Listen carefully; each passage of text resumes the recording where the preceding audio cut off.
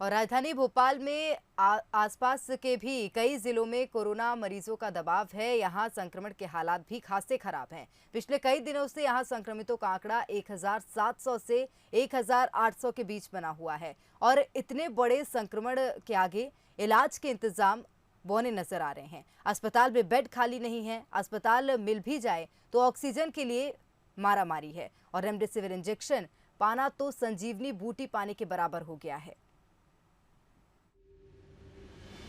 भोपाल में इन दिनों मंजर कुछ ऐसा है कि लोगों को 1984 की गैस त्रासदी याद आ गई है। ऑक्सीजन सप्लाई, रेमडेसिविर इंजेक्शन और बेहतर इंतजामात की पोल बंसल न्यूज के शहर के 2 सरकारी अस्पतालों के रियलिटी चेक में ही खुल गई। हमीदिया अस्पताल में 680 पलंग कोविड के लिए हैं, जिनमें से करीब 320 ऑक्सीजन युक्त हैं।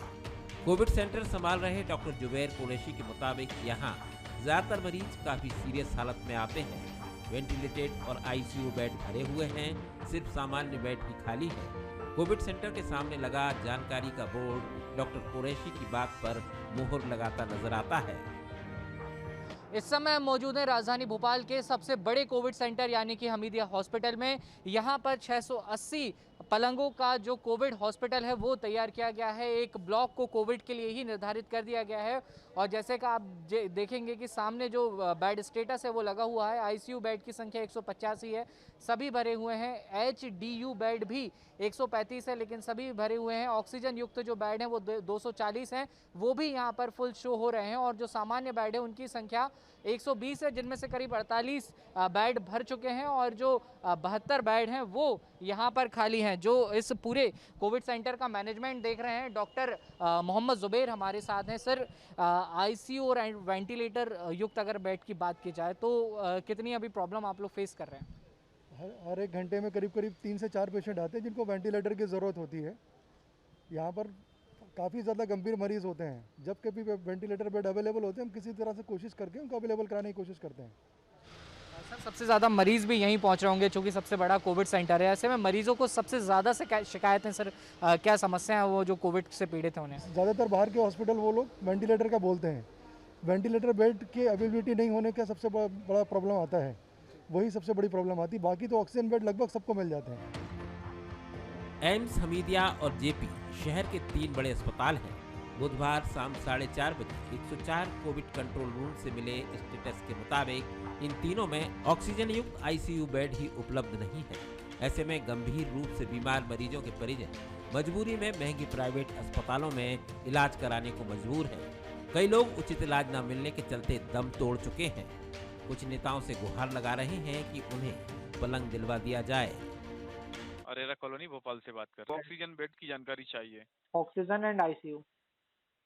ऑक्सीजन एंड आईसीयू बेड की जानकारी चाहिए आपको? गवर्नमेंट जी चाहिए आपको? जी ठीक है श्रीमान, लाइन पे आप बने रहें, जानकारी दी जा रही है। हेलो सर, सुन पा रहे हैं आप? हाँ सर, सुन पा रहा हूँ, बताइए। आपका पीपल मेडिकल कॉलेज है जो कि गवर्नमेंट के द्वारा सेंटर बनाया गया है। यहाँ आपके 240 बेड हैं, 224 बेड भरे हुए हैं। हाँ। ठीक है, बाकी बेड खाली हैं। ये रिपोर्ट हमारे पास सुबह 11 बजे की अपडेट है। इसके बाद से अपडेट नहीं है, तो आप हॉस्पिटल में एक बार कंफर्मेशन ले सकते हैं। पीपल में मतलब 16 बेड अवेलेबल है?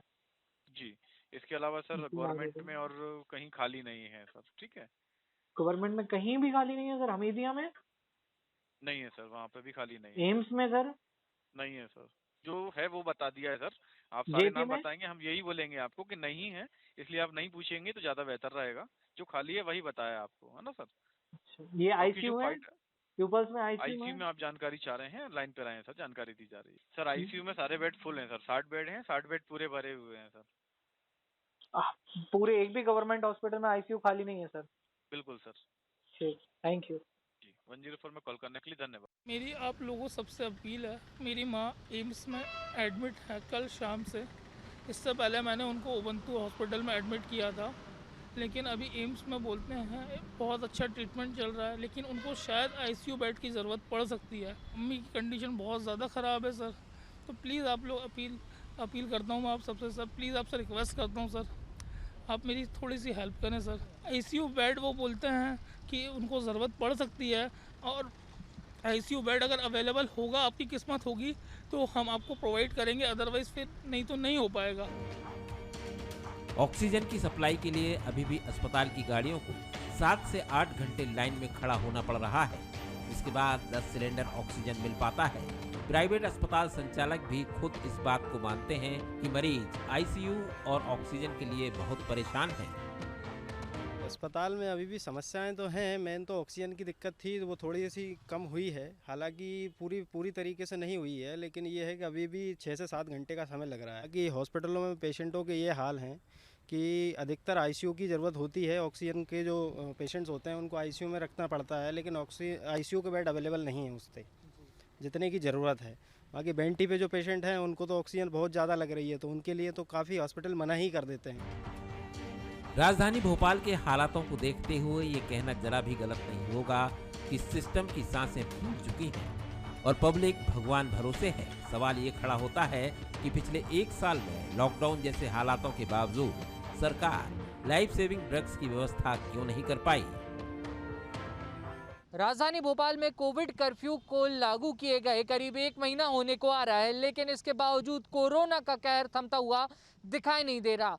भोपाल के चाहे प्राइवेट हॉस्पिटल्स हों या सरकारी, सभी जगह मरीजों की लंबी लंबी कतारें लगी हुई हैं। मरीज तो अस्पताल के अंदर परेशान हैं ही, लेकिन परिजनों की जो परेशानियां हैं वो भी कम नहीं है, क्योंकि अस्पतालों से कह दिया जाता है कि ऑक्सीजन नहीं है, रेमडेसिविर का इंजेक्शन का जो इंतज़ाम है वो आपको खुद करना होगा। इन तमाम मुश्किलात से जो मरीजों के परिजन हैं वो भोपाल में गुजर रहे हैं। यूँ कहा जा सकता है कि सिस्टम की सांसें फूल चुकी हैं। आप अपनी सांसें खुद संभाल लीजिए। कैमरामैन आशीष खरे के साथ बंसल न्यूज़ के लिए भोपाल से वासु चौरे।